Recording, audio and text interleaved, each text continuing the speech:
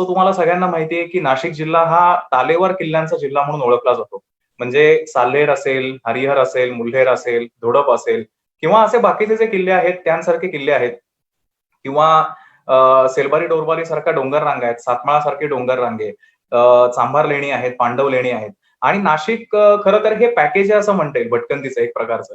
कारण आपल्याला अनेकदा माहिती नसतं की त्या भागामध्ये किल्ले कुठले, त्या भागामध्ये घाटवाटा कुठल्या आहेत, त्या भागामध्ये सुळके कुठले आहेत आणि यांची एक विस्तृतपणे ओळख करून देण्यासाठी आज सुदर्शनला आपण इन्व्हाइट केलेलं आहे आणि या संपूर्ण नाशिक जिल्ह्याची एक वेगळ्या अंगाने ओळख सुदर्शन आपल्याला करून देणार आहे. सुदर्शन, डिनर टाइम भटकंतीमध्ये तुझं मनःपूर्वक स्वागत. सुदर्शन, आम्ही खूप एक्साइटेड आहोत तुझा हा संपूर्ण अभ्यास नाशिक जिल्ह्याबद्दलचा जाणून घेण्यासाठी. खरं तर नाशिक हा गिर्यारोहकांचा अत्यंत आवडता जिल्हा आहे. तर सह्याद्रीच्या संपूर्ण म्हणजे आपल्या महाराष्ट्रामध्ये सह्याद्रीची जी डोंगररांग पसरलेली आहे त्याच्यामध्ये नाशिकचं नेमकं स्थान काय? आपण आता सेशनला सुरुवात केलीच आहे. नाशिक जिल्ह्याचं नेमकं सह्याद्री मधलं स्थान, तर या बाबतीत मी थोडंसं प्रेझेंटेशन माझं ऑन करतो. खरं तर आपण आडवाटेवरचा सह्याद्री म्हणण्यापेक्षा आपण किल्ल्यांचा जिल्हा नाशिक असं जर म्हणलं असतं तर जास्त ते संयुक्तिक ठरलं असतं आजच्या या सगळ्या माझ्या प्रेझेंटेशनसाठी. आणि मी आपल्या प्रेझेंटेशनला आता सुरुवात करतो की आपल्याला सगळ्यांना माहितीच आहे की सह्याद्री पर्वतमाला ही जगातल्या सर्वात जुन्या पर्वतरांगांपैकी एक आहे, हे आपल्याला माहितीच आहे. भारतातील पर्वतरांगांचा जर आपण विचार केला तर सह्याद्री ही सगळ्यात जुनी पर्वतरांग आपण म्हणली जाते आणि अर्थातच जो उत्तरेकडे हिमालय आहे तो सर्वात तरुण आपण समजला जातो की हिमालय हा सर्वात तरुण आहे. त्याच्यात अजूनही बदल होत आहेत आणि सह्याद्री बऱ्यापैकी त्याची जडणघडण जी आहे ती जुनी आहे या सगळ्या पर्वतरांगांपैकी. सह्याद्री पर्वतमालेला भारतामध्ये पश्चिम घाट असं म्हटलं जातं, वेस्टर्न घाट्स असं त्याचं संबोधन केलं जातं. आणि साधारण नंदुरबार पासून दक्षिणेकडे म्हणजे नंदुरबार म्हणण्यापेक्षा आपण डांग म्हणूया की खरं डांग पासून ती सह्याद्री पर्वतमालिका सुरू होते आणि ती डांगचा जो वरचं टोक आहे तिथून पूर्वेकडे ती गेल्यामुळे आणि कोंडाईबारीपर्यंत किंवा कोंडाईबारी साधारण तिकडून पसरलेली कोंडाईबारीच्या इथून ती निघत असल्यामुळे आपण साधारण तिला नंदुरबार असं म्हणतो, परंतु खरं म्हणजे आपण तिला डांग पासून पकडली पाहिजे. आणि डांग पासून तर थेट ती खाली समुद्राला काही अंतर ठेवत, अरबी समुद्राला काही अंतर ठेवत ती थेट कन्याकुमारी पर्यंत खाली गेलेली आहे दक्षिणेकडे. आता केरळ मधला जो एराविकुलम राष्ट्रीय उद्यानामध्ये अनामुडई म्हणून जे शिखर आहे ते सह्याद्रीतलं म्हणजे पश्चिम घाटातलं सर्वात उंच शिखर आहे. त्याची उंची 2695 मीटर म्हणजेच 8842 फूट आहे. आता भौगोलिक दृष्ट्या जसा इथून आपण कोंडाईबारी किंवा रायकोट पासून सह्याद्री पकडतो तर तसं इकडे दक्षिणेकडचं त्याचं सगळ्यात शेवट जे टोक आहे आपल्या खाली कन्याकुमारीचं, तर तिथली जी विवेकानंद शिळा स्मारक जे आहे ती जी शिळा आहे तो सह्याद्रीचा आपण शेवटचा खडक म्हटला पाहिजे किंवा तोच समजला जातो. महाराष्ट्रामध्ये आपण विचार जर केला तर सह्याद्रीच्या मुख्य धारेची जी प्रत्यक्षात एकूण लांबी जी आहे ती 960 किलोमीटरची आहे आणि हीच जर आपण लांबी सरळ रेषेमध्ये मोजायचा प्रयत्न केला तर म्हणजे त्या नंदुरबार पासून किंवा कोंडाईबारी पासून तर गोव्यापर्यंत तर ती 635 किलोमीटर एका सरळ रेषेमध्ये भरते. ओके, तर महाराष्ट्राच्या या सगळ्या सह्याद्रीच्या मुख्य धारेवर जे गिरिदुर्ग आहेत तर त्याच्यात सर्वात उत्तरेकडचा जो गिरिदुर्ग आहे, पहिला गिरिदुर्ग असं म्हटलं जातं, तो म्हणजे रायकोट. आणि सगळ्यात शेवटी म्हणजे दक्षिणेकडे गोव्याजवळ जो शेवटचा जो गिरिदुर्ग आहे तो म्हणजे पारगड. ही एक पार्श्वभूमी मी आपल्याला सांगितली. तर महाराष्ट्रामध्ये आता आपण बघूया की कुठले कुठले दुर्ग प्रकार सापडतात किंवा कुठल्या कुठल्या प्रकारचे दुर्ग महाराष्ट्रामध्ये किल्ले आहेत आपण ते बघूया. तर आपण प्राचीन जे वर्णन आहेत महाभारताचे म्हणा किंवा चाणक्यच्या याच्यातले कौटिल्य अर्थशास्त्रामधलं जे काही त्यांनी शिल्पशास्त्र आणि सगळं आर्किटेक्ट समजून सांगितलेलं आहे, तर या सगळ्या प्रकारांमध्ये आपल्याला माहिती आहे की अनेक प्रकारच्या दुर्गांची नावं आपल्याला सापडतात, संस्कृत नावं आहेत आणि त्यांचे वेगवेगळे प्रकार पण त्याच्यामध्ये सांगितलेत. पण एक ढोबळ मानाने आजच्या परिभाषेमध्ये कुठले कुठले दुर्ग प्रकार आहेत ते मी थोडक्यात तुम्हाला सांगतो. आता हे सांगण्यामागचं कारण काय, की पूर्ण महाराष्ट्राच्या पटलावर नाशिक नेमकं कसं आहे हे मला सांगायचंय, म्हणून मी हे सगळं आपल्यासमोर मांडतोय. तर संपूर्ण महाराष्ट्रामध्ये सर्व प्रकारचे किल्ले किंवा दुर्ग सापडतात. सह्याद्रीच्या मुख्य रांगेवर तसेच सह्याद्रीपासून पश्चिम ते पूर्व पसरलेल्या उपरांगांवर याच्यावर आपल्याला गिरिदुर्ग म्हणजे हिल फोर्ट्स आपण त्याला इंग्लिश मधून म्हणू, आणि वनदुर्ग म्हणजे फॉरेस्ट फोर्ट्स आपण त्यांना म्हणू, असे बरेच आहेत. महाराष्ट्राला जो 720 किलोमीटरचा समुद्र किनारा लाभला आहे, त्या समुद्र किनाऱ्यामध्ये सागरी दुर्ग आहेत जे समुद्राच्या आत एखाद्या बेटांवर बांधलेले आहेत बरेचसे. किनारी दुर्ग आहेत ते सागर किनाऱ्यावर अनेक कोस्टल फोर्ट्स आपल्याला आढळतात.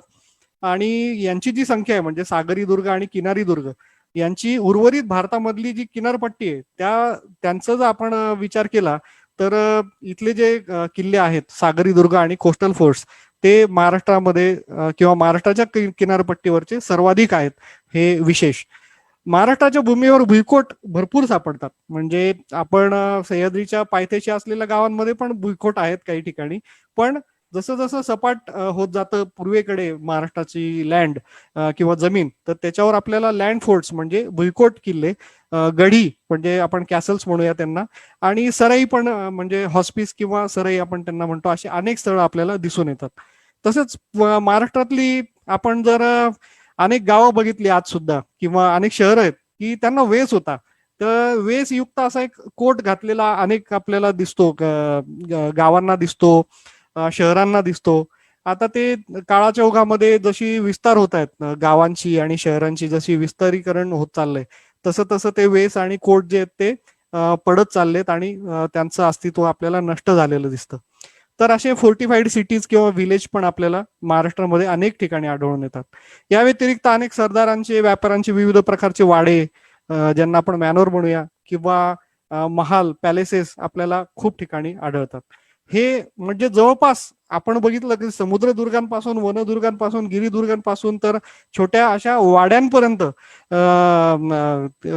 जे गावागावात पसरलेले आहेत किंवा असतात, तर तिथपर्यंत सगळ्या प्रकारचं जे काही दुर्गांचे हे आहे ते आपल्याला महाराष्ट्रामध्ये दिसून येतात मित्रांनो. आता या महाराष्ट्रात असणाऱ्या एकूण दुर्ग प्रकारांची जिल्हा आणि प्रांतवार मी एक वर्गवारी केलेली आहे.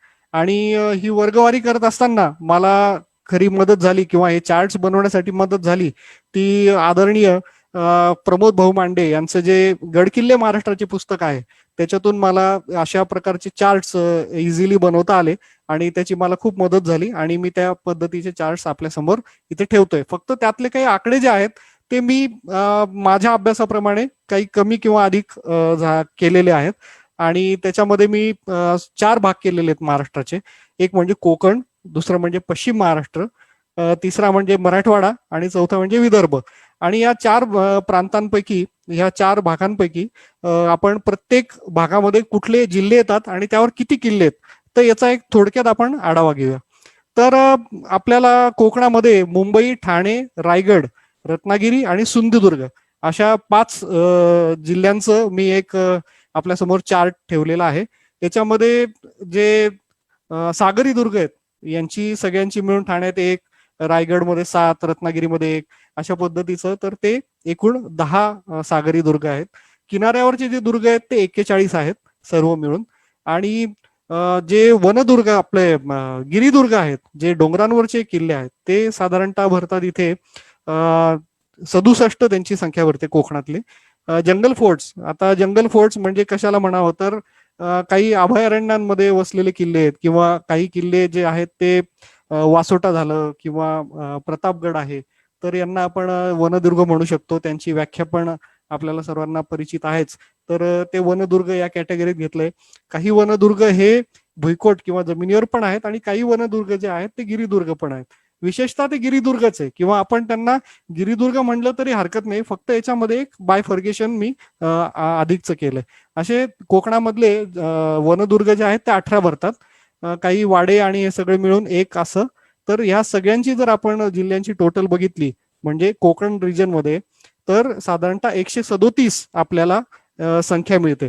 आणि प्रमोद भाऊ मांडेंचं जे पुस्तक आहे त्याच्यामध्ये नेमकी महाराष्ट्रामध्ये किल्ल्यांची संख्या किती याच्या जवळपास निर्णायक एक प्रकारे आपल्याला फिगर मिळते आणि आपण एका ठराविक एका निष्कर्षापर्यंत पोहोचतो की एक्झॅक्टली एवढे आपल्याकडे किल्ले आणि दुर्ग आहेत आणि इतके प्रकार त्यांचे आढळतात. तर त्याचाच मी इथे आधार घेऊन हे तुम्हाला चार्ट दाखवतोय. पुढे पश्चिम महाराष्ट्र म्हणजे सह्याद्री जिथे प्रामुख्याने आपल्याला दिसतो म्हणजे त्याच्यात नंदुरबार, धुळे, जळगाव, नाशिक, अहमदनगर, पुणे, सातारा, सांगली, कोल्हापूर आणि सोलापूर अशा जिल्ह्यांची मी एक वर्गवारी ही पश्चिम महाराष्ट्राच्या चार्टमध्ये केलेली आहे. तर ह्या पश्चिम महाराष्ट्राच्या चार्टमध्ये साधारण आपण बघितलं तर आपल्याला लक्षात येईल की गिरिदुर्ग जे आहेत ते साधारण 137, वनदुर्ग 20, ग्राउंड फोर्ट्स म्हणजे भुईकोट किल्ले 28 आहेत आणि काही आपण हे गडी किंवा हे बघायला गेलो तर ते 11, एखाद दुसरी सराई आणि असं सगळं मिळून 197 आपल्याकडे आकडा मिळतो आपल्याला की पश्चिम महाराष्ट्रावर एकूण सगळ्या किल्ल्यांची, सर्व प्रकारच्या किल्ल्यांची जी संख्या आहे ती 197 अशी भरते. पुढे मराठवाड्याचा विचार केला तर औरंगाबाद, जालना, परभणी, नांदेड, बीड, उस्मानाबाद आणि लातूर या सगळ्यांचा जर विचार केला तर आपल्याला एकूण सगळ्या किल्ल्यांची म्हणजे सगळ्या प्रकारच्या किल्ल्यांची 24 असा आकडा आपल्या समोर येतो आणि या भागामध्ये भुईकोट अर्थातच जास्त आहेत आणि मराठवाडा रिजन मध्ये डोंगरी किल्ले जे ते 10 असे भरतात.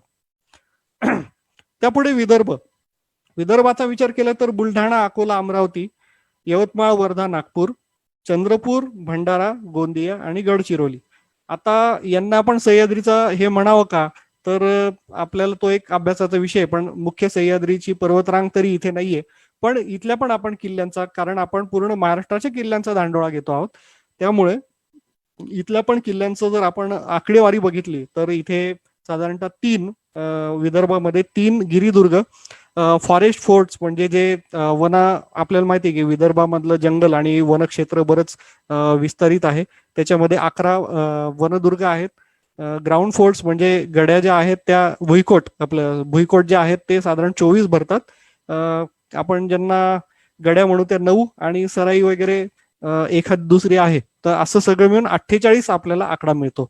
आता हे जे 4 भाग आपण बघितले की कोकण, पश्चिम महाराष्ट्र, विदर्भ आणि मराठवाडा, तर यांचं जर आपण एकत्रित सगळी संख्या काढायला गेलो म्हणजे फोर्स ऑफ महाराष्ट्र प्रांत वाईज आपण प्रांताप्रमाणे अशी जर प्रांतवार आपण त्याची आकडेवारी बघायला गेलो तर ती सगळी मिळून आपल्या हातामध्ये येते 406. म्हणजे एकूण आपल्याला 406 दुर्ग विविध प्रकारचे, मग त्याच्यात समुद्र दुर्गांपासून तर अगदी वाडे आणि सराईंपर्यंत, गिरिदुर्ग पण अर्थातच त्यात आलेच, तर हे सगळं मिळून आपल्याला 406 असा आकडा आपल्या समोर येतो आणि एक निर्णायक आपल्याला आकडा मिळतो की महाराष्ट्रामध्ये साधारणतः 406 प्रकारचे किल्ले आहेत, वेगवेगळ्या प्रकारचे 406 किल्ले आहेत. तर आता यांची जर आपण एक आलेख बनवलाय मी इथे, त्या आलेखाचा आपण जर विचार केला तर आपल्याला इथे दिसेल की प्रत्येक डिस्ट्रिक्ट म्हणजे जिल्ह्याचा जो आपण आलेख बनवलाय आणि त्यावर त्याची किल्ल्यांची असलेली संख्या, तर मी त्याच्यामध्ये जी टाकली तर ते आपण नंबर ऑफ फोर्ट्स आणि डिस्ट्रिक्ट म्हणजे जिल्हा आणि त्यामध्ये असलेले किल्ले, तर आपण 1 नंबरला एका पहिल्या क्रमांकावर जो मोठा स्तंभ आपल्याला दिसतोय हिरव्या कलरचा, तर तो हिरव्या रंगाचा जो स्तंभ आहे तो नाशिकला रिप्रेझेंट करतो, म्हणजे नाशिक ला तो त्याचं प्रतिनिधित्व करतो आणि त्याच्यावर 64 असा आकडा दिलेला आहे. आणि मग पुढे रायगड 47, ठाणे 36, पुणे 30, रत्नागिरी 24, सातारा 24, सिंधुदुर्ग 22 अशा उतरत्या क्रमाने आपण जालना 1 इथपर्यंत हे सगळे आलेख बघू शकतो. त्याच्यात मला सांगायचा हा उद्देश आहे की नाशिकमध्ये म्हणजे जे महाराष्ट्रातले सगळे जिल्हावार आपण जर सगळी आकडेवारी बघितली तर नाशिक मधले गड किल्ले जे आहेत त्यांची संख्या सर्वाधिक आहे, हे मला तुम्हाला इथे दाखवून द्यायचं आहे. आता जर आपण याची तुलना केली म्हणजे तमाम जे आपण 406चा आकडा आपल्याला मिळालेला होता, तर संपूर्ण महाराष्ट्रातील सर्व प्रकारचे जे किल्ले आपण बघितले त्यांच्यामध्ये जर तुलनेमध्ये आपण त्यांचं गुणोत्तर काढलं तर नाशिकमध्ये जे 64 आहेत, म्हणजे एकूण किल्ल्यांच्या याच्यामध्ये 17% जे दुर्ग आहेत ते एकट्या नाशिक जिल्ह्यामध्ये भरतात मित्रांनो. आणि सह्याद्रीचा विचार केला म्हणजे आता आपण पूर्ण महाराष्ट्राचा विचार केला होता, ज्याच्यात गड्या, सरई आणि या सगळ्या प्रकारचे सागरी दुर्ग वगैरे होते, त्याच्या तुलनेमध्ये 17% किल्ले जे आहेत ते नाशिकमध्ये भरतात. पण फक्त गिरिदुर्गांचा विचार केला सह्याद्रीमध्ये असलेल्या, तर त्या गिरिदुर्गांपैकी 24% जे किल्ले आहेत ते एकट्या नाशिक जिल्ह्यामध्ये येतात. असं माझं हे प्रेझेंटेशन होतं नाशिकच्या बाबतीतलं. आणि सह्याद्रीच्या एकूण याच्यामधलं आणि महाराष्ट्राच्या याच्यामधलं नाशिकचं स्थान काय हे मला यातून दाखवायचं होतं. सुदर्शन, तू आता जसं म्हणालास की म्हणजे सुरुवातीला तुझं असं एक वाक्य होतं की किल्ल्यांचा जिल्हा म्हणून आपल्याला नाशिक असं म्हणता येईल. आणि तुझ्या आता स्टॅटिस्टिक्स वरनं ते खरं तर आपल्या सगळ्यांना दिसतंय की टोटल 64 किल्ले हे नाशिक जिल्ह्यामध्ये आहेत. हो. तर यांची तू काही यादी बनवली आहेस का? आणि जर ती बनवली असेल तर त्या बाबतीत काही तू विस्ताराने सांगशील का? ओके, नक्कीच. नाशिक जिल्ह्यातील डोंगर रांगा, मित्रांनो, मला एक सांगायला इथं आनंद वाटतो की नाशिक मधल्या, आता हे जे मी प्रेझेंटेशन किंवा चार्ट तुम्हाला दाखवतोय की नाशिकच्या डोंगर रांगांची नावं, त्यावर असलेल्या किल्ल्यांची संख्या आणि पुढे हे जे 64, म्हणजे नेहमी असा प्रश्न असतो की कोणी सांगतं की माझ्या जिल्ह्यात इतके किल्ले आहेत, पण त्यांचं विस्ताराने की इतके किल्ले आहेत तर नेमके कुठले, तू नावं सांगशील का आम्हाला आणि त्यांचे पर्वतरांगा सांगशील का? तर हे जे चार्ट बनवण्याचं काम आहे ते आमच्या वैनते संस्थेचे संस्थापक सदस्य आणि आमच्या गुरुस्थानी असलेले गिरीश टकले यांना जातं. आणि त्यांनी हे प्रथमतः या पद्धतीने डोंगर रांगांची नावं, त्याच्यावरची किल्ल्यांची नावं, याची लिस्ट किंवा याची जी यादी व्यवस्थित बनवण्याचं जे काम आहे ते त्यांनी केलंय. आणि अर्थातच त्यांच्या अभ्यासातूनच मी ही सगळी मांडणी करतोय. तर आपण जर नाशिकच्या डोंगर रांगांचा विचार केला तर मी तुम्हाला काही डोंगर रांगांची नावं वाचून दाखवतो आणि त्याच्यावर असलेल्या किल्ल्यांची संख्या पण सांगतो. तर नाशिक उपरांग म्हणजे नाशिक शहराच्या वायव्येला रामशेज रांग आहे, त्याच्यावर 3 किल्ले येतात. नाशिकची उपरांग नैऋत्य, नाशिक शहराच्या नैऋत्येला पांडवलेणीची रांग आपण म्हणूया त्याला, आणि तिथे पण किल्ल्यांची संख्या 3 अशी आहे. त्र्यंबकेश्वर उपरांगेत 6 किल्ले येतात. इगतपुरी उपरांग तिच्यावर 2 किल्ले आहेत. पेठ उपरांग त्याच्यावर 3 किल्ले मी याच्यात घेतलेले आहेत. कळसुबाई उपरांग त्याच्यावर 4 किल्ले आहेत. औंढापट्टा उपरांग तिच्यावर 7 किल्ले येतात. सातमाळा रांगेमध्ये सर्वाधिक 14 किल्ले येतात. अजिंठा रांग जी फक्त नाशिक जिल्ह्यापुरता मर्यादित आहे, मग ती पुढे औरंगाबाद आणि इकडे जाते, तर आज खानदेशात जाते आणि जळगाव आणि औरंगाबाद मध्ये जाते. तर ती नाशिक जिल्ह्यामधली जी अजिंठा रांग येते नाशिक जिल्ह्याच्या सीमेमधली, तिच्यामध्ये 5 किल्ले आहेत. चणकापूर रांग जी आहे तिच्यावर 3 किल्ले येतात. दोदेश्वर उपरांगेवर 4, गाळना टेकड्या याच्यावर 4 किल्ले येतात. सेलबारी रांगेत 1 आणि डोलबारी रांगेमध्ये 5, अशा एकूण 64 किल्ल्यांची यादी मी आपल्या समोर इथे ठेवलेली आहे. तर आपण आता एकेका रांगेचा विचार करू आणि त्याच्यावर कुठले कुठले किल्ले आहेत आणि त्यांची श्रेणी काय आणि त्यांचं पायथ्याचं गाव काय, याबद्दल मी थोडक्यात तुम्हाला एक त्याच्या 64 किल्ल्यांचे नावं सांगतो. जी पहिली मी सांगितली होती नाशिक उपरांग वायव्य, नाशिक शहराच्या वायव्येला रामशेज रांग आहे. रामशेज हा किल्ला आपल्या सर्वांना माहिती आहे, तो गिर्यारोहकांमध्ये प्रसिद्ध आहे. त्या रामशेज त्याच्यावर 3 किल्ले येतात त्या रामशेज रांगेवर, तो म्हणजे रामशेज, देहरी आणि भोरगड. तर रामशेज जो किल्ला आहे तो सोपा आहे चढाईला. समुद्र सपाटीपासून त्याची उंची 998 ते साधारणतः 1000 मीटर आहे. देहरी त्याच्या बाजूलाच आहे. मध्ये आमच्या इथून नाशिक पेठ किंवा नाशिककडे गुजरातकडे जो जाणारा रस्ता आहे तो त्या दोघांमधून जातो, रामशेज आणि देहरीच्या मधून. आणि देहरीची उंची साधारण ती पण 1100 मीटरची भरते. त्याच्या शेजारी बोरगड हा किल्ला आहे. आणि या तिघांची श्रेणी जी आहे ती सोपी आहे, आपण कोणी विदाऊट टेक्निकल इक्विपमेंट त्याच्यावर चढाई करू शकतो. आता रामशेज आणि देहरी आपल्याला बऱ्यापैकी माहिती असेल, मी त्यात काही फार खोलात जाणार नाही. पण बोरगड हे काय आहे, अनेक लोकांना बोरगड माहिती नाही. तर बोरगड हा देहरीच्या शेजारी काही आपल्याला एका बोरगडच्या आपल्या देहरी किल्ल्याच्या शेजारी रामशेजवरनं किंवा देहरीवरनं आपण जर समजा पश्चिमेकडे बघितलं तर आपल्याला एका मोठ्याशा डोंगरावर काही बिल्डिंग्स किंवा रडार सिस्टीम दिसते. तर ते जे आहे तो बोरगड सध्या भारतीय एअरफोर्स म्हणजे वायुदलाच्या अखत्यारीत येतो. आणि त्याच्यावर वायुदलाची म्हणजे सैन्याच्या वायुदलाची एक रडार सिस्टीम बसवलेली आहे. आणि त्याच्यामुळे काय झालंय की या भोरगडावर जाण्यासाठी आपल्याला सध्या परमिशन किंवा परवानगी घेऊन जायला लागते एअरफोर्सची आपल्याला परवानगी घेतल्याशिवाय त्यावर जाता येत नाही. त्यामुळे काय होतं की आपल्याला सहजासहजी गिर्यारोहकांना त्याच्यावर प्रवेश मिळत नाही. माझं भाग्य असं की आमच्या नाशिकचे एक वनतज्ञ होते. ते आता नाही आहेत. 2 वर्षापूर्वी त्यांचं निधन झालं, विश्वरूप रहा म्हणून. आणि त्यांचं या भागामध्ये खूप चांगलं काम होतं. ते मानद वन्यजीव अधिकारी पण होते. तर त्यांच्या साह्यामुळे किंवा त्यांच्या बरोबर मला या भोरगडावर 2 वेळा जाण्याची संधी मिळाली. आणि तिथे काही किल्ल्याचे अवशेष आणि काही आहे का हे पण मला बघायला मिळालं होतं. पण दुर्दैवाने तिथे ना फोटो काढू देत नाहीत. कॅमेरा आपल्याला अलाउड नसतो वरच्या बाजूला, त्यामुळे फक्त ते बघायला लागतं. त्याची काही वर्णनं आणि बोरगडच्या बाबतीतलं मी पुढे विस्तृत तुम्हाला वर्णन सांगेलच. नाशिक शहराच्या नैऋत्येला पांडवलेणीची रांग येते. आता मी जे हा सगळ्या किल्ल्यांची संख्या आणि त्याच्यावरचे हे दाखवतोय, तर त्याला आकडे दिलेले आहेत अनुक्रमणिकेमध्ये अनुक्रम दिलेला आहे. आणि ज्याच्या पुढे अनुक्रम मी स्टार असा दिलाय किंवा एखादा हे दाखवलाय, तर तो मी किल्ला म्हणून पकडलेला नाहीये. आता आपण जर रामशेज रांगेमध्ये चामरलेणी असं हे नाव बघितलं असेल, तर हा काही किल्ला नाही मित्रांनो. हे चामरलेणी जे आहे ते नाशिक मधलं एक प्राचीन असं जैन लेणं आहे. जे जे गजपंथ म्हणून त्यांचा जो एक मुनी होता, त्या गजपंथाच्या याच्यामध्ये कोरलेली ती सगळी लेणी आहे. आणि त्याच्या पायथ्याला नाशिकचा मसरूळ, नाशिक शहराचा मसरूळ म्हणून भाग येतो. तर त्याला मी मात्र नंबर दिलेला नाही, परंतु तो ठळक आणि प्राचीन त्याचा अवशेष असल्यामुळे मी या यादीत घेतलाय. परंतु तो क्रमांकांमध्ये मोजला जाणार नाही किंवा या आकडेवारीमध्ये मोजला जाणार नाही. तसाच नाशिकच्या नैऋत्येला म्हणजे नाशिक मुंबई हम रस्त्यावर ज्या हायवेवर आपण पांडवलेणीचा प्रसिद्ध असा लेण्या आहेत. तिला मूळचं नाव जे आहे ते त्रिरश्मी लेणं असं म्हटलं जातं. आणि ह्या त्रिरश्मी ज्या लेण्या आहेत, तर ह्या दररोज नाशिकचे अनेक शेकडो नाशिककर इथे जात असतात व्यायामासाठी किंवा व्हिजिट करण्यासाठी. अनेक परदेशी नागरिक सुद्धा या पांडवलेणीचा खास अभ्यास करण्यासाठी येतात. त्याच्याबद्दल मी विस्तृत पुढे तुम्हाला सांगेल. त्या रांगेमध्ये 3 महत्वाचे किल्ले येतात: बहुला, रायगड आणि गडगडा. आता बहुला जो किल्ला आहे तो आमच्या देवळाली कॅम्पला जे तोफखाना केंद्र आहे, जिथे तोफखाना प्रशिक्षण केंद्र आहे, तिथे त्या त्या रेंजमध्ये किंवा त्या पर्वतमालेमध्ये बहुला किल्ला येतो.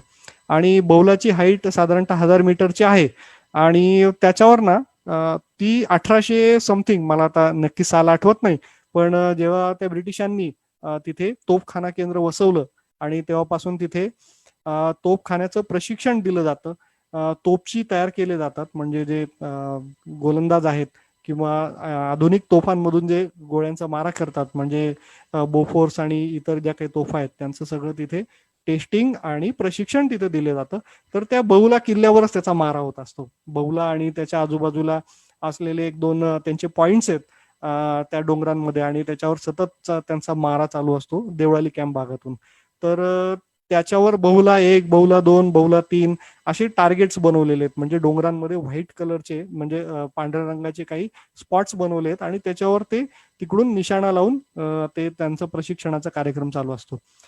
त्यांच्या देवळाली कॅम्पच्या तोफखान्यातर्फे दरवर्षी एक तोपची नावाचा कार्यक्रम होतो, जो सर्वसामान्यांना पण बघायला त्याला परवानगी असते आणि विशेष आपल्याला ते पास काढून तिथे जाता येतं. तर त्यावेळेस या सगळ्या बहुला आणि या सगळ्या भागावर कशा पद्धतीने सगळा तोफांचा मारा चालतो हे आपल्याला तिथून दिसून येतं. तर ह्या बहुला किल्ल्यावर जायला पण परवानगी लागते. विशेष परवानगी शिवाय आपण तिथे जाऊ शकत नाही. आणि ती परवानगी मिळवण्यासाठी देवळाली आर्टिलरी म्हणजे तोफखाना केंद्राची परमिशन घ्यायला लागते. आणि त्याचं तरच आपण जाऊ शकतो. खाली राजूर बहुला म्हणून गाव आहे, राजूर बहुला, आंबे बहुला वगैरे त्या भागातून आपल्याला तिथे जाता येतं. आणि त्यावर ना काही गुहा आहेत जुन्या, काही अशा म्हणजे खूप फिनिश्ड नाही आहेत त्या, एक अनफिनिश्ड अशा गुहा आहेत. आणि एक जिना आहे त्याच्यावर, एक साधारणतः 75-80 पायऱ्यांचा उभा, म्हणजे एक उभ्या कातळामध्ये किंवा खडकामध्ये जिन्यांचा एक सोपान आहे. आणि त्याच्यावर मग प्रवेशद्वार, वर पाण्याची टाकी आणि काही गुहा आपल्याला दिसून येतात. खूप सुंदर असा किल्ला आहे. ज्या वेळेस तिथे तोफांचा मारा बंद असतो तेव्हा आपल्याला विशेष परवानगी काढूनच तिथे जाता येतं. आणि ते मी 2 वेळा तिथे जाऊन आलेलो आहे. तर एक आश्चर्य असं वाटतं मात्र की साधारण आता 100 वर्ष झाले असतील की त्या तोफांचा मारा त्याच्यावर होतोय. पण त्या किल्ल्यावर गेल्यानंतर असं कुठे आढळत नाही की इथला दगड चूर्ण झालाय आणि त्याचा पूर्ण भाग ध्वस्त झालेला आहे आणि खूपच तिथे काही नुकसान झालेलं आहे. म्हणजे जो सह्याद्रीचा आपण जे म्हणतो ना की राकट देशा, आपण जे वर्णन ऐकलेलं आहे त्या महाराष्ट्र गीतातून, तर ते तिथे जाणवतं. तसा सह्याद्री काही ठिकाणी राकट आहे, तसा अगदी घसरडा आणि मुरमाड पण आहे. पण जो राकट देशा आहे ही जी प्रत्यय आहे ते आपल्याला तिथे खरंच जाणवतं की बहुला किल्ल्यावर इतक्या वर्षांपासून तोफांचा मारा चालू आहे, परंतु तिथे काही मोठे तडे पडलेले आहेत किंवा काही ध्वस्त झालेले आहेत, तिथला दगड चूर्ण झालाय असं आपल्याला कुठेही दिसून येत नाही. मुंबई तो जो हायवे आहे म्हणजे महामार्ग जो आहे त्या महामार्गावरच वाडीवर या गावाच्या अलीकडे एक रायगड नगर किंवा रायगड वाडी नावाचं गाव आहे. खरं तर या गावाचं नाव ना पूर्वी चिमणबारी असं होतं. आणि आपण इगतपुरीकडून म्हणजे कोकणातून खालून वर आलो तळघाटातून आणि नाशिककडे आपण येतो, तर त्यावेळेस तिथे तीव्र असा एक चढ होता. अजूनही म्हणजे पूर्वी जेव्हा गाडीचा म्हणजे हमरस्ता दोन पदरी होता, त्यावेळेस तिथे एक असा चांगला तीव्र उतार आपल्याला मिळायचा नाशिककडून मुंबईकडे जाताना किंवा मुंबईकडून येताना तीव्र चढ मिळायचा. आता तो चौपदरीकरणाच्या याच्यात बऱ्यापैकी सपाटीकरण झालंय आणि ती खिंड जी आहे म्हणजे जिला चिमणवारी म्हणता येईल, तर ती बऱ्यापैकी आता सपाट झालेली आहे. तर या चिमणबारीवर लक्ष ठेवण्यासाठी इथे रायगड नावाचा एक किल्ला आहे. तर हा जो किल्ला आहे हा काही फार राबता असेल किंवा फार काही मोठा असेल असं काही नाही, परंतु त्या बारीवर लक्ष ठेवण्यासाठीचा हा किल्ला असावा. आता चिमणबारीची लोक त्याला चिमण्या म्हणतात किंवा त्याला अ, चिमणबारीचा डोंगर वगैरे असं म्हणतात. परंतु तो किल्ला आहे आणि त्यावर अनेक असे तात्पुरती शेड बनवण्यासाठी किंवा काही तात्पुरतं काही स्ट्रक्चर उभं करण्यासाठी त्याच्यावर जागोजागी आपल्याला बरेचसे होल दिसून येतात. आणि त्याच्यामध्ये काही लाकडी स्तंभ उभे करून काही त्यांना उभं करता येत असेल अशा पद्धतीची सगळी रचना त्याच्यावर आपल्याला दिसून येते.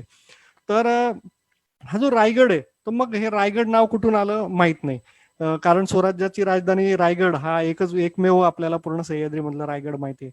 परंतु आता कालच मला गिरीश भाईंनी त्यांच्याकडचे असलेले सर्वे ऑफ इंडियाचे जे मॅप आहेत त्यांच्याकडे, तर त्याच्यामधलं एक तो रायगड म्हणून तो रायगड आणि बहुला या एरियाचा एक मॅप मला स्कॅन करून पाठवला. तर त्याच्यामध्ये हा जवळपास म्हणजे तरी 50-100 वर्षांपूर्वीचा मॅप असेल आणि त्यांनी घेतलाच मुळे तो विकत 30 वर्षांपूर्वी. तर त्याच्यामध्ये रायगर म्हणजे RAYGHUR अशा पद्धतीचं स्पेलिंग त्या डोंगराला दिसतं आणि त्याला रायगड म्हणत असावे. आता कधीपासून म्हणत असावे हा मात्र संशोधनाचा विषय. त्याच रांगेमध्ये आपण वाडीवर जे गाव आहे हायवे मुख्य रस्त्यावरचं हमर रस्त्यावरचं, त्याच्यापासून थोडं आतमध्ये गेलं की गडगड सांगवी नावाचं गाव आहे. तिथे गडगडा नावाचा किल्ला आहे किंवा त्याला घरगड किंवा घारगड पण असं म्हटलं जातं काही लोकांकडून. आणि या गडगडा किल्ल्यावरच्या जे पायऱ्या आहेत त्या यांनी ध्वस्त केलेल्या आहेत ब्रिटिशांनी.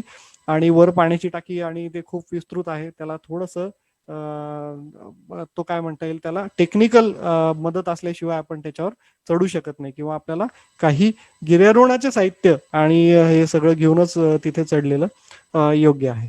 त्याच्या पुढे आपण सरकूया नाशिकच्या साधारणतः नाशिक शहराच्या तर त्र्यंबकेश्वरची उपरांग तिथे आहे आणि त्याच्यावर आपल्याला हे 6 किल्ले दिसून येतात.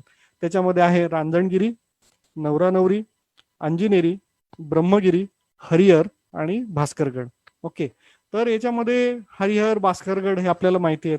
ब्रह्मगिरी जो त्र्यंबकेश्वरचा त्र्यंबकगड किंवा श्रीगड अशा नावाने पण ओळखला जातो, हा पण आपल्याला नक्कीच माहिती आहे.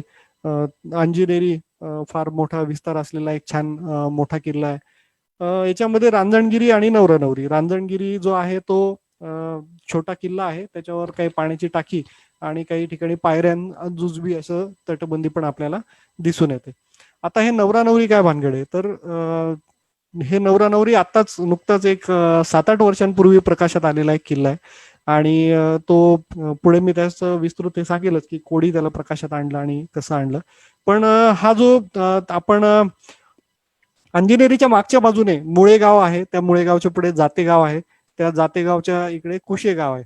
म्हणजे समजा आपण हायवे कडून किंवा वाडीवऱ्याकडून अजून पुढे सरकलो तर तिथे कुशेगाव म्हणून एक पायथ्याचं गाव आहे आणि त्याला कुशेगावचा किल्ला पण आपण म्हणू शकतो. पण नवरानवरी हे स्थानिक लोकांचं नाव आहे.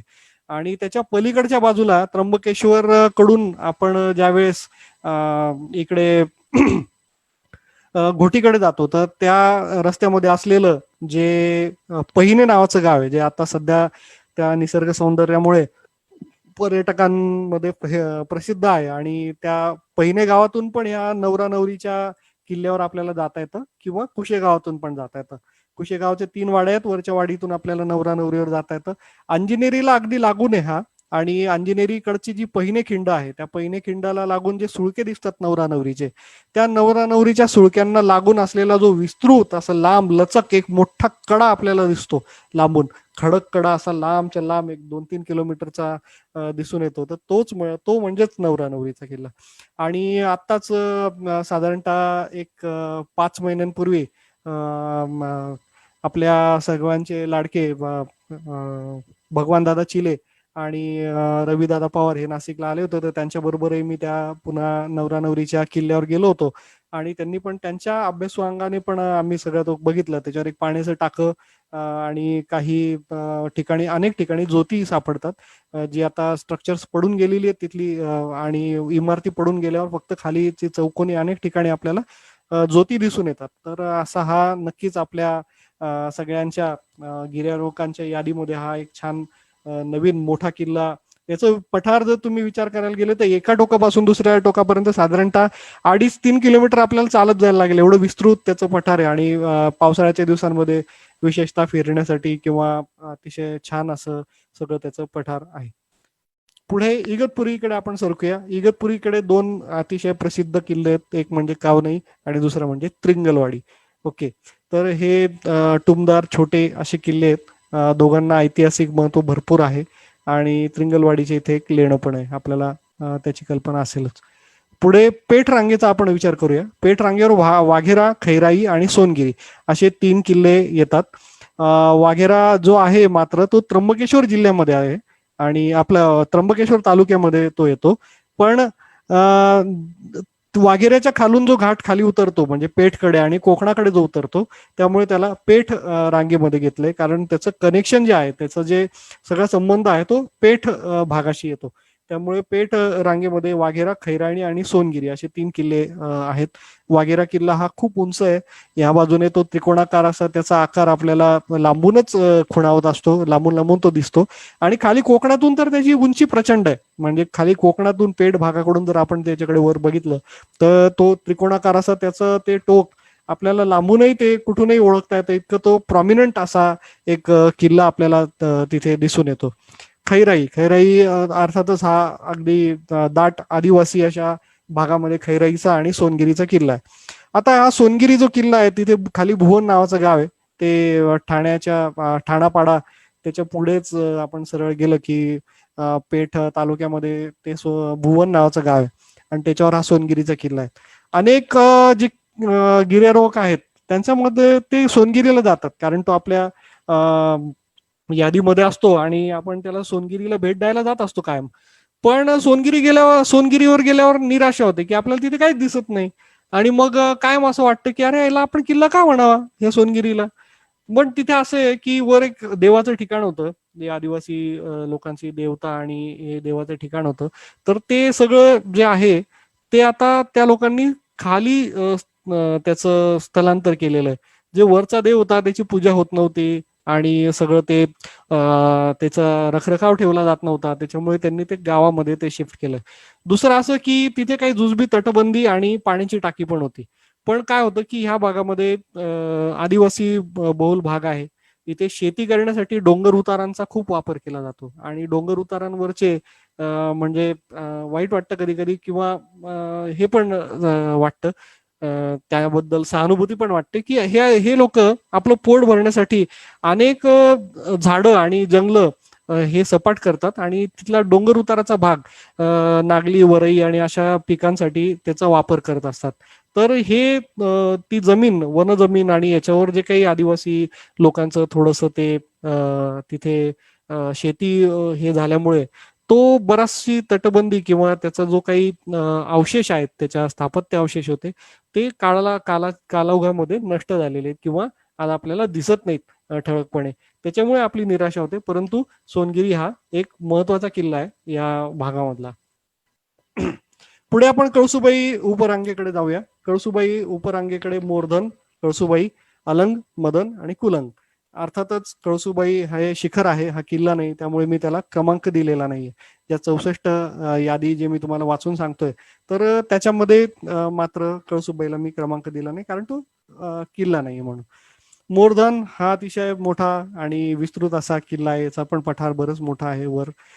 अलंग, मदन, कुलंग याच्याबद्दल वेगळं काही सांगायला नको, की सह्याद्रीतले सर्वात दुर्गम आणि आव्हानात्मक आणि सगळ्यात राकट, कणखर आणि ते काय म्हणता येईल त्याचं भव्य स्वरूप हे आपल्या सर्व गिर्यारोहकांना ठाऊकच आहे, आणि कळसुबाई देखील.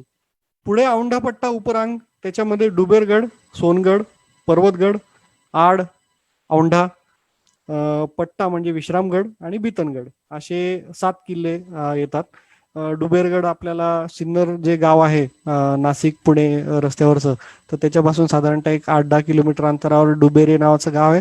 तिथे डुबेरा नावाचा हा किल्ला आहे. छोटासा किल्ला आहे, त्याच्यावर पाण्याची टाकी आणि काही मंदिराची बांधकामं पण आहेत, आणि काही ज्योती पण तिथे आढळून येतात. त्याच्या पुढे एक सिन्नरच्या पुढे दापूर, दोडी या भागामध्ये 2 शेजार शेजारी असलेले किल्ले आहेत. त्यांना जोड किल्ला नाही म्हणू शकत, पण ते अगदीच एकमेकांना लागून आहेत. तो म्हणजे सोनगड आणि पर्वतगड. छोटे किल्ले आहेत, एका दिवसात दोन्ही बघून होतात. व्यवस्थित सकाळी लवकर निघालं तर दोन्ही त्या भोजापूर धरणाच्या आजूबाजूला असलेले हे 2 छोटेसे आणि छान टुमदार असे किल्ले आहेत. आडचा किल्ला खूप प्रसिद्ध आणि छान आहे. तो इकडून जर आपण खालून कोकण किंवा आपल्या खालच्या भागातून जर बघितलात सिन्नर वगैरे कडून, तर तो प्रचंड उंची त्याची दिसते. पण आपण जसं जसं त्या ठाणगाव आणि या परिसरातून वरच्या बाजूला जातो, तर मग त्याच्या पायथ्याच्या आडवाडीमध्ये गेल्यानंतर त्याची उंची फार काही राहत नाही चढण्यासाठी. त्यामुळे त्याची चढाई इतकी काही फार उंच नाही. पण तसा किल्ला तो जर आपण खालच्या भागातून बघितला, या सिन्नरकडच्या वगैरे भागातून, तर तो आपल्याला बराच उंच असा भासतो, आणि लांबूनही त्याचा तो चौकोनी आकार आपल्याला दिसून येतो. औंढा किल्ला अर्थातच त्याच्यावरही टेक्निकली म्हणजे तुम्ही गिर्यारोहणाचं साहित्य असल्याशिवाय आणि प्रशिक्षण असल्याशिवाय वरच्या बाजूला त्याला गिर्यारोहण करूनच म्हणजे दोर वगैरे लावूनच चढायला लागतं, नाहीतर थोडंसं ते अवघड प्रकरण आहे. सुळका सदृश्य आपल्याला औंढा दिसतो, त्याच्या शेजारी पसरलेला विस्तृत पठाराचा आणि प्रत्यक्ष शिवाजी महाराजांचा पदस्पर्शाने पावन झालेला विश्रामगड, आधीचं नाव त्याचं पट्टा किल्ला. आणि जालनापुरीच्या लुटीतून ज्यावेळेस महाराज परत येत होते, तर त्यावेळेस त्यांना काही काळ त्याच्यावर थांबायला लागलं. स्थानिक लोक 14 दिवसांचा कालावधी सांगतात, तर त्यामुळे तिथे प्रत्यक्ष महाराज राहिले होते, आणि त्याच्यामुळे त्याला विश्रामगड असं नाव नंतरच्या याच्यामध्ये पडलं. पुढे आहे बितनगड, त्याला बितंगा किंवा हे आपण तो छोटा आणि एक छान किल्ला आहे, जो पट्टागडाच्या किंवा औंढा पट्टा उपरांगेमधलाच एक प्रभावितला किल्ला आहे, असं आपण त्याला म्हणू शकतो. बितनगड जो आहे तो पूर्वी खाली टाकेत जे गाव आहे नाशिक मधलं, घोटीच्या पुढे आपण गेलो की टाकेत नावाचं गाव लागतं. तिथे रामायणातली एक जटायू आणि याची कथा सांगितली जाते, आणि त्या जटायूचं प्रसिद्ध मंदिर पण तिथे आहे, तीर्थक्षेत्र आहे ते. तर त्या टाकीत पासून म्हणजे त्याला आधी ट्रेक करायला लागायचं त्या बितनगडाला. नंतर मग म्हैसवळण घाट आणि हे सगळे घाट वरच्या बाजूला चढण्यासाठी रस्ते, डांबरी रस्ते, सडक झाली त्याच्यावर. आणि मग आपल्याला आता बितनवाडी जी आहे किंवा बिताका नावाचं जे गाव आहे, तिथपर्यंत आपण आपल्या गाडीने किंवा आपल्या वाहनाने आपण जाऊ शकतो. त्यामुळे आपल्याला बितनगडावर आता जाणं खूप सोपं झालंय, आणि तिथे गाडी लावल्यानंतर अर्थातच एक 20-25 मिनिटात आपण साधारणतः बितनगडाच्या टोकावर असतो. आणि सर्वांची आवडती पुढची जी आहे ती म्हणजे सातमाळा रांग. या सातमाळा रांगेवर मित्रांनो खूप जास्त किल्ले आहेत, आणि फार मस्त असे सगळे किल्ले आहेत, सगळ्यांच्या आवडीचे आणि सगळ्यांच्या काय म्हणतात त्याला, सर्व गिर्यारोहकांमध्ये प्रसिद्ध असे हे किल्ले आहेत. याच्यामध्ये हातगड, आचला, अहिवंत, मोहनदर, सप्तशृंगीगड, मार्कंडेय, कणेरा किंवा कणेरगड, रावळा जावळा, धोडप, कांचना, कोळधेर, राजधेर, इंद्राई, चांदवड आणि मेषणा असे 14 किल्ले येतात. आणि सप्तशृंगी गड अर्थातच हा धार्मिक गड आहे. तो काही ऐतिहासिक किंवा लष्करी कामासाठी कधी वापरला गेलेला नसल्यामुळे तो धार्मिक गड आहे, म्हणून मी त्याला क्रमांक दिलेला नाही माझ्या 64 या यादीमध्ये. आणि बाकी हातगड आपल्याला सगळ्यांना माहिती, सापुताऱ्यापासून साधारणतः तो म्हणजे सापुताऱ्याला लागूनच आहे, 6 किलोमीटर अंतर येतं सापुताऱ्याच्या अलीकडे हातगडाचं जे ठिकाण आहे ते. आणि ते मुख्य सह्याद्री पर्वत रांगेला लागूनच हा हे आहे. तो जरी सातमाळा रांगेपासून थोडासा सुटावलेला असला, म्हणजे एका बाजूला असला, तरी पण मग त्याला कुठे पकडणार ना, म्हणजे आपण तो सातमाळा रांगेत मुख्य याच्यामध्ये नाही येतो, पण मग त्याला सातमाळा रांगेतच पकडणं योग्य वाटेल, किंवा सातमाळा रांगेची सुरुवातच हातगडापासून, म्हणजे सह्याद्रीपासून जी रांग फुटते सातमाळ्याची, तर तिथेच हातगड असल्यामुळे मी त्याला सातमाळा रांगेमध्ये खरं म्हणजे घेतलाय, रांग दाखवायची झाल्यामुळे. पुढे मग मोहनदर, अहिवंत हे आपल्याला माहितीच आहे. अहिवंत किल्ल्याचं काय महत्व सांगायचं, की जे आज्ञापत्रामध्ये आपल्या स्वराज्याची सीमा सांगितली की साल्लेरी अहिवंतापासून येतं, त्याच्यामध्ये अहिवंताचं नाव येतं, यातच त्याचं आपल्याला महत्व दिसून येतं. आणि मग त्यावरचे कणेरगड, रावळा जावळा, धोडप बद्दल तर पुढे बोलूच आपण त्याच्या विस्तृत वर्णनामध्ये. आणि मग कांचना, कोळदेर, राजदेर, इंद्राई, चांदवड, हे तर म्हणजे किल्ल्यांची जणू ही गिर्यारोहकांची पंढरी म्हणायला पाहिजे, अशी सातमाळा रांग आहे. सातमाळा रांगेपासून पुढे सातमाळा रांग जिथे संपते तिथून अजिंठा रांग सुरू होते. तिला एकत्रित सातमाळा अजिंठा रांग किंवा अजिंठा सातमाळा रांग असंही म्हणलं जातं.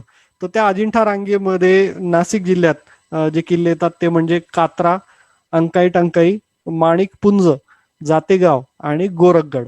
ओके. तर आता आपल्याला ह्या 5 किल्ल्यांपैकी कात्रा जो किल्ला आहे हा माहिती आहे. अंकाई टंकाई अर्थातच खूप प्रसिद्ध असा किल्ला आहे. माणिकपुंज, जातेगाव आणि गोरखगड.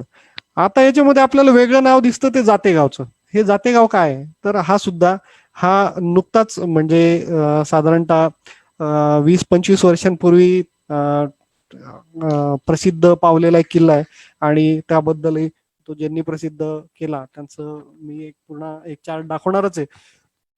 त्याच्यामध्ये जातेगावचा उल्लेख आपल्याला नक्कीच आढळतो. आता हा जातेगावचा जो किल्ला आहे तिथे नांदगाव तालुक्यामध्ये, म्हणजे नाशिक कडून आपण ज्यावेळेस चाळीसगाव किंवा जळगावकडे आपली जी सीमा आहे नाशिक जिल्ह्याची, तर तिथे नांदगाव तालुक्यामध्ये शेवटी जातेगावचा एक जातेगाव म्हणून गाव आहे. आणि त्याच्या वर एक असलेल्या डोंगर रांगेमध्ये पिनाकेश्वर महादेव डोंगर अशा नावाने एक प्रसिद्ध असं ठिकाण आहे, पिनाकेश्वर महादेव. आता ह्या पिनाकेश्वर महादेवलाच जातेगावचा किल्ला असं म्हणलं पाहिजे, आणि अभ्यासातून ते पुढे आलेलं आहे की ते जातेगावचा तो किल्ला आहे म्हणून. कारण त्यावर ना एक पिनाकेश्वर महादेवाचं मंदिर जरी आता मोठं आहे, त्याचं देवस्थान मोठं झालेलं आहे, परंतु त्याच्यावर अनेक पाण्याची टाकी आहेत, काही एखाद दुसरी गुहा आहे, आणि जुजबी काही ठिकाणी आपल्याला बांधकामं दिसून येतात पूर्वीची. आणि काही ठिकाणी पायऱ्यांचं पण आपल्याला अस्तित्व जाणवतं पलीकडच्या बाजूला. तर असं सगळं जे आहे ते जातेगावच्या आपल्याला किल्ल्यावर दिसून येतं. आपल्यापैकी अनेक गिर्यारोहक अजून जातेगावकडे फिरकलेले नाहीयेत. पण आता काय झालंय की वन विभाग आणि ते देवस्थान म्हणून त्याला महत्व आल्यामुळे वन विभागाने खालपासून वरपर्यंत म्हणजे जातेगावच्या जवळपास 80% म्हणजे 80% उंचीपर्यंत जायला गाडीचा मार्ग करून टाकलाय. त्यामुळे त्या दुर्गम पण जे आहे ते आता थोडं हरवल्यासारखं आपल्याला वाटतं. तिथे अनेक पाण्याचे टाके आहेत, आणि ते पाण्याचे टाके शिवकालीन आहेत असं आपल्याला निदान त्यांच्या याच्यावर दिसून येतं. तिथे तसं बोर्ड पण लावलेले आहेत आता फ्लेक्सचे. आणि त्यांच्या पाण्याचा साठा मुबलक आहे, आणि त्यांचा विस्तार पण आता करण्याचं सुरू केलंय. तर काही टाके आत्ताच्या काळात ती मोठी केली गेलेली असं पण आपल्याला तिथे दिसून येतं. काही टाक्यांवर मोटर लावलेली आहे पाणी उपसण्यासाठी, किंवा त्यांना काय म्हणतात जाळी बसवलेली आहे त्याच्यात कचरा वगैरे पडू नये म्हणून. तिथे पिनाकेश्वर महादेव जे मंदिर आहे ते मूळ तिथे एक हेमाडपंथी शैलीतलं छोटं मंदिर होतं असं म्हणलं जातं. आता त्याचा काही पूर्वीचा फोटो किंवा हे काही इथे अस्तित्वात नाहीये. पण साधारणतः सन 1964 मध्ये संत जनार्दन स्वामी मौनगिरी महाराज यांनी त्या मंदिराचा जीर्णोद्धार केला, आणि त्यांनी तिथूनच बराचसा दगड काढला, आणि तिथे एक मोठं म्हणजे काशी इथे देवी देवतांच्या काही मूर्ती आणून तिथे चैत्र शुद्ध नवमीला त्यांनी मूर्तींची प्राणप्रतिष्ठापना केली. आणि तिथे त्याला पिनाकेश्वर महादेव असं पूर्वीपासून म्हणलं जात असल्यामुळे त्याला त्या पिनाकेश्वर मंदिरामध्ये यात्रोत्सवाचं एक स्वरूप त्यांनी दिलं.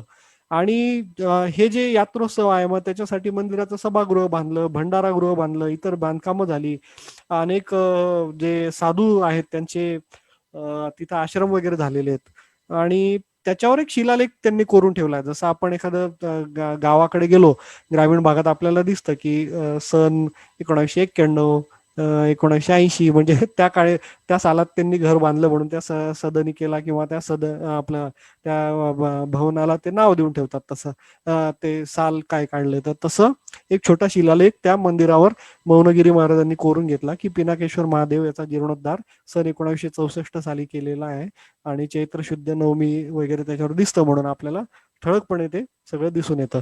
तिथे एक मोठा एक दीपस्तंभ आहे. दीपस्तंभ म्हणण्यापेक्षा त्याला आपण काय म्हणू, दीपमाळ आहे.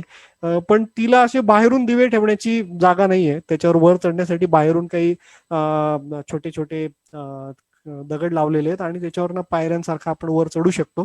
ते मात्र एक वेगळं आणि अनोखं असं ते तिथे आपल्याला वेगळं पण दाखवून देतं ते.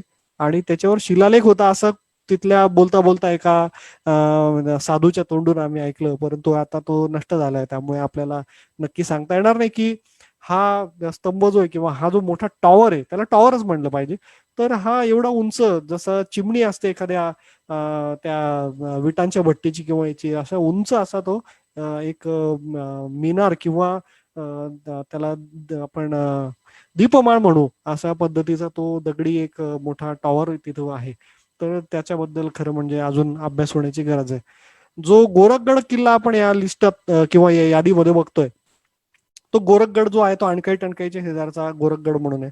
खरं म्हणजे हा सांगाती सह्याद्रीचा आणि या सगळ्या याच्यामध्ये आपल्याला गोरखगड हा किल्ला म्हणून वगैरे असा सगळा दिसतो. आणि अनेक पुणे मुंबईचे आणि इतर ठिकाणचे गिर्यारोहक इथे किल्ला म्हणून भेटी देत असतात या यादीमध्ये असल्यामुळे.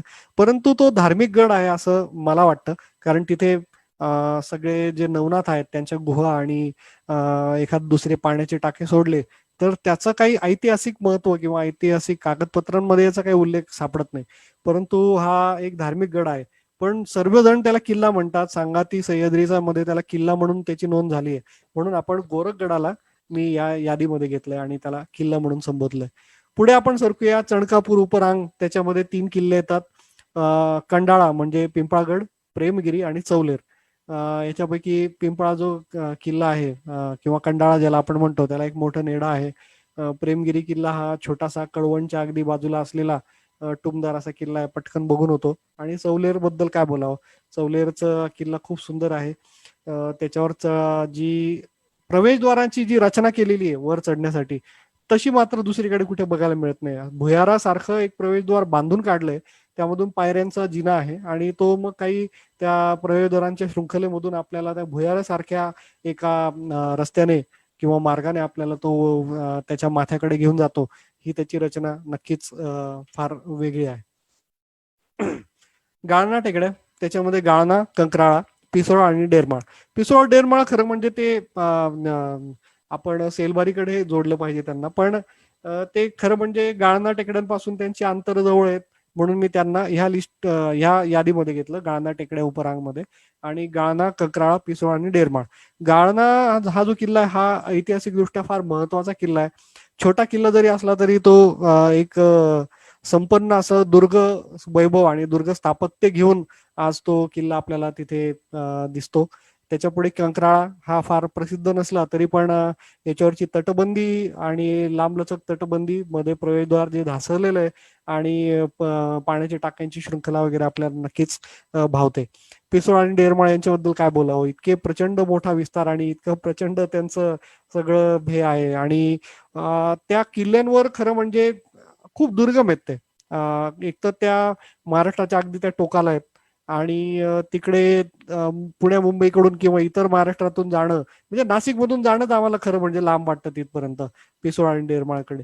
तर ते खूप सुंदर असे किल्ले आहेत. डेरमाळ आणि पिसोळ, पाण्याचे टाकी तर म्हणजे भरपूर आहेत आणि तटबंदी आणि सगळं ते अवशेष आणि संपन्न आहेत. पण त्यांची थोडीशी कालाच्या ओघामध्ये दुर्ग काय म्हणतात संवर्धन होणं गरजेचं असं वाटतं.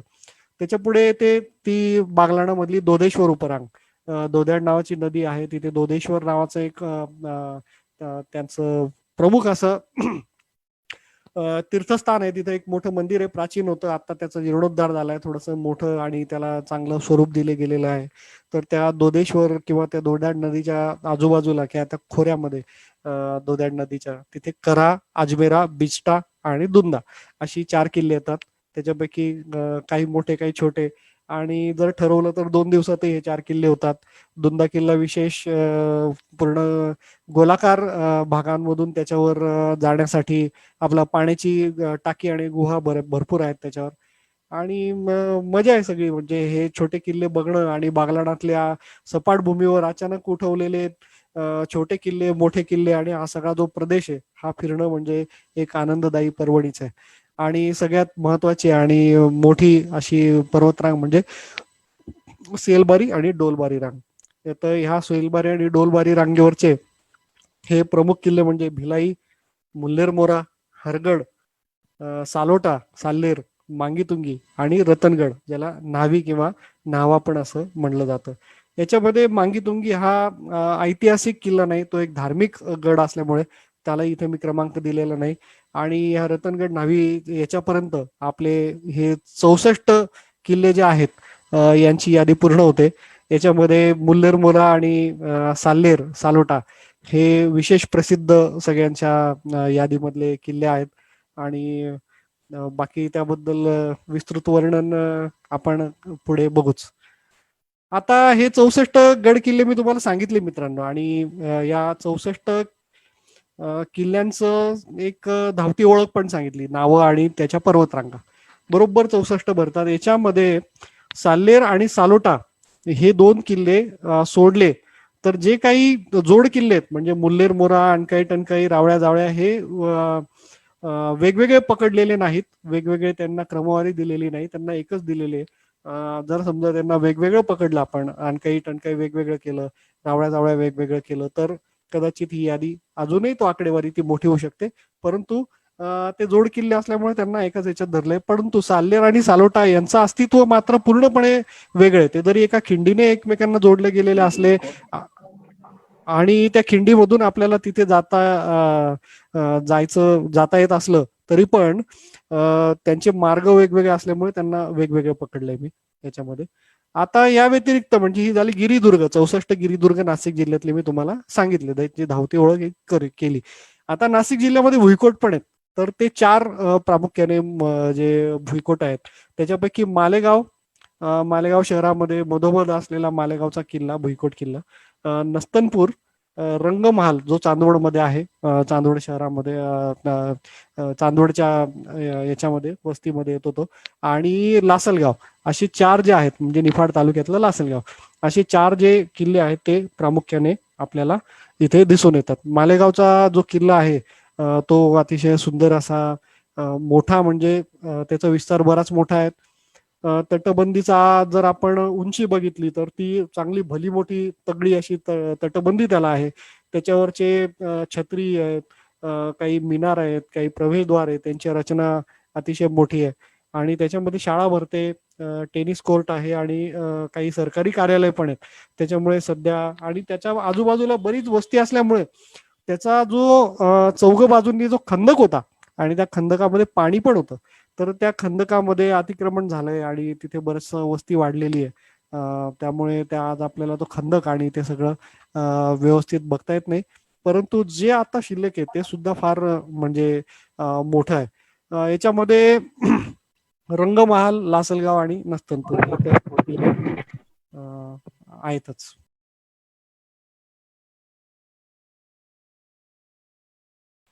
तर आपण आता हा सांगती सह्याद्री मधला एक नकाशा आहे, त्याचा एक मी भाग इथे स्कॅन करून आपल्या समोर ठेवतो की मुख्य सह्याद्री जी पर्वतरांग आहे, जी आपण कोंडाई बारी पासून किंवा डांग पासून आपण जर पकडली तर तिची जी लांबी आहे मी सांगितलं 960 किलोमीटर आहे याच्यापर्यंत, गोव्यापर्यंत. तर ह्या लांबीचा सर्वाधिक जो लांबीचा भाग आहे म्हणजे मुख्य सह्याद्री पर्वतरांगेचा सर्वाधिक लांबीचा जो भाग आहे तो नाशिक जिल्ह्यात येतो मित्रांनो. त्यामुळे मग अर्थातच एवढा जर मोठा सह्याद्रीचा भाग नाशिक जिल्ह्याला लाभलाय आणि त्या खालोखाल 2 नंबरला पुणे जिल्ह्याला त्याची सर्वाधिक लांबी लाभलेली आहे. तर त्यामुळे इथे किल्ल्यांची आणि घाटवाटांची आणि सगळी परवडीच आपल्याला बघायला मिळते जणू.